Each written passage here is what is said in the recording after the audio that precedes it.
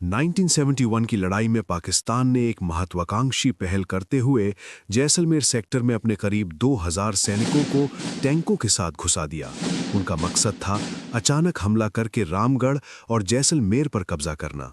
अब आपको लोंगेवाला की वो कहानी On बताऊंगा 5 जो December आपने पहले ना तो 2021, सुनी the होगी enemy ना देखी launched होगी, a massive क्योंकि अब ये कहानी attack. कोई और नहीं जिन्होंने लड़ी वो बताएंगे। तो शुरू करते हैं। दिसंबर की शुरुआत से ही गब्बर के पास के गांवों में ये अफवाह फैली हुई थी कि पाकिस्तानी दावा कर रहे हैं कि वो 4 दिसंबर को जैसलमेर में नाश्ता करेंगे।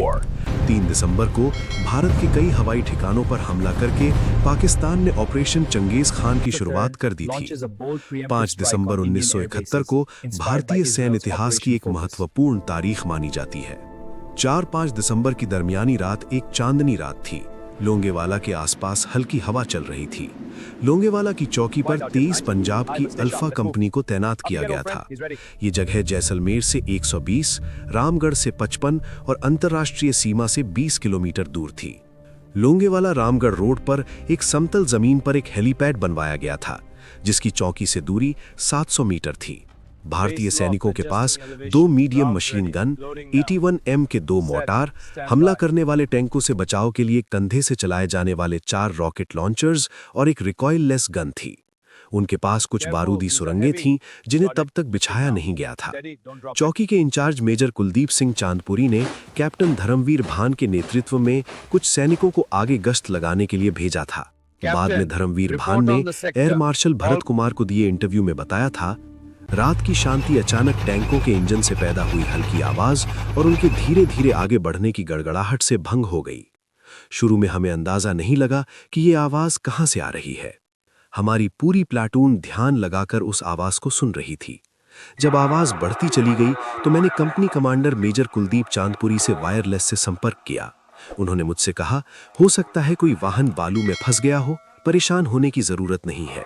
उनके शब्द थे, जा सो जा। 12 बजे के बाद पाकिस्तानी टैंक धर्मवीर की आंखों के सामने आ गए। वो टैंक बहुत धीमे धीमे बढ़ रहे थे और उनकी लाइट बुझी हुई थी। ये टैंक इसलिए भी धीमे धीमे बढ़ रहे थे क्योंकि वो पक्की सड़क पर न चलकर रेत में आगे बढ़ रहे थे। शुरू में जब धर्मवीर ने अपने कंपनी कमांडर को इस बारे में आगाह करना चाहा तो उनसे संपर्क नहीं हो पाया। सुबह 4 बजे उनका बटालियन मुख्यालय से संपर्क हो पाया, जिन्हें उन्होंने सूचित किया कि पाकिस्तानी टैंक भारतीय क्षेत्र में घुस आए हैं और लोंगेवाला की तरफ बढ़ रहे हैं।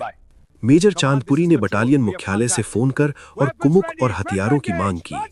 12:30 बजे के आसपास पाकिस्तानी टैंकों ने गोले चलाने शुरू कर दिए थे। वो उस जगह आकर रुक गए जहां कंटीले तार लगे हुए थे। उन्होंने समझा कि वहां बारूदी सुरंगें बिछी हुई हैं।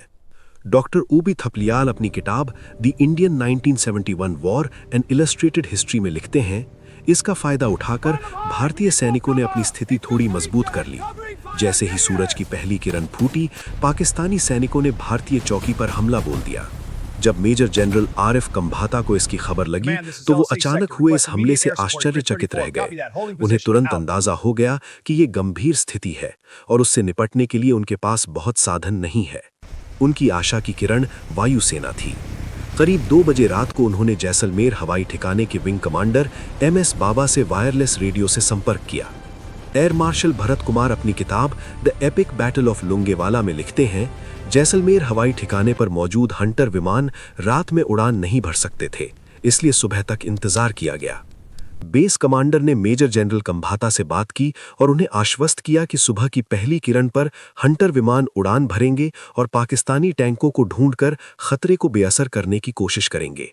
सुबह 4 बजे बावा ने स्क्वाड्रन लीडर RN बाली को ब्रीफ किया। इस बीच 5:15 पर मेजर कुलदीप चांदपुरी ने ब्रिगेडियर रामदौस से संपर्क किया।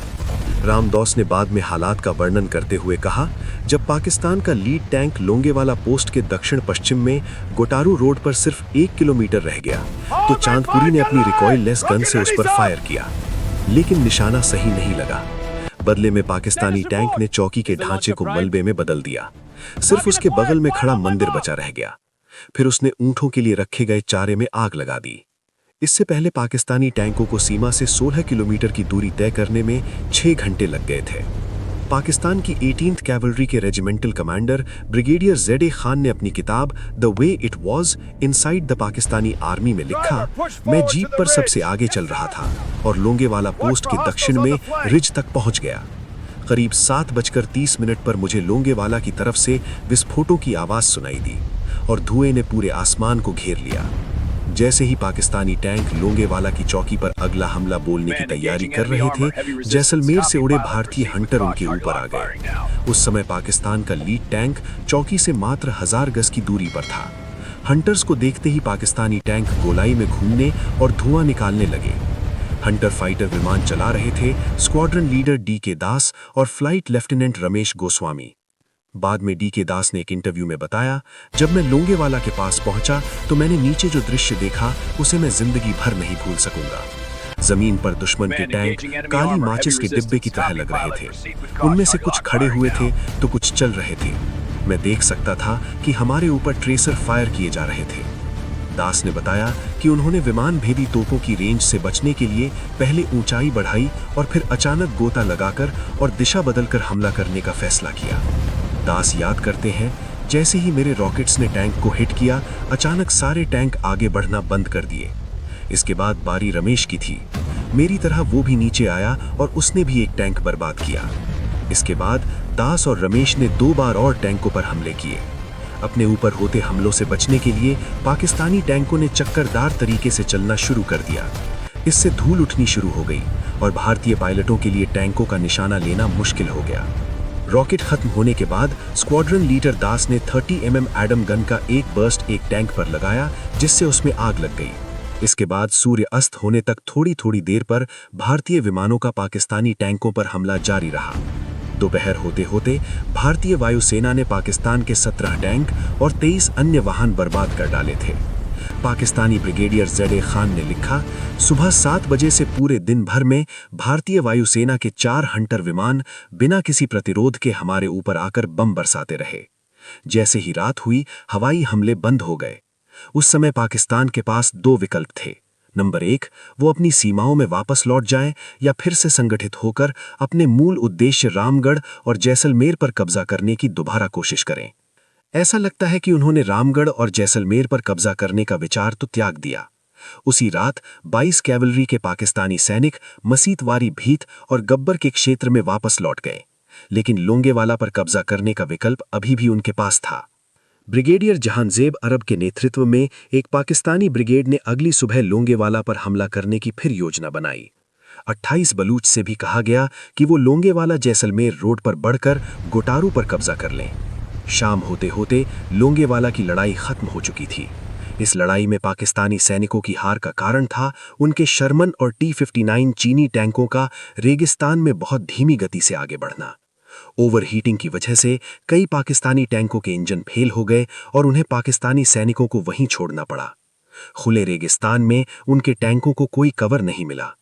दूसरे सबसे बड़ी बात, इतने बड़े अभियान के लिए पाकिस्तान के पास कोई एयर कवर नहीं था। इसलिए जब भारतीय विमानों ने उन पर हमला किया तो वो सिटिंग डक की तरह धराशायी होते चले गए। इस लड़ाई में कुल मिलाकर पाकिस्तान के 45 में से 36 टैंक बर्बाद हो गए। दूसरे विश्व युद्ध के बाद किसी एक देश ने एक लड़ाई में इतने टैंक कभी नहीं खोए थे। इस लड़ाई के परिणाम का असर ये रहा कि भारत ने अपनी पूरी सैन्य शक्ति पूर्वी क्षेत्र में लगा दी। इस लड़ाई को सिर्फ इसलिए नहीं याद रखा जाएगा कि इसमें पाकिस्तान के बहुत से टैंक बर्बाद हुए, बल्कि इसलिए भी याद रखा जाएगा कि इस लड़ाई से पाकिस्तानी सैन्य के मनोबल को भी बहुत नुकसान पहुंचा। लड़ाई में वीरता दिखाने के लिए भारतीय कंपनी कमांडर कुलदीप सिंह चांदपुरी को वीरता का दूसरा सबसे बड़ा सम्मान महावीर चक्र दिया गया, जबकि पाकिस्तान के divisional commander major BM Mustafa को जांच के बाद उनके पद से हटा दिया गया।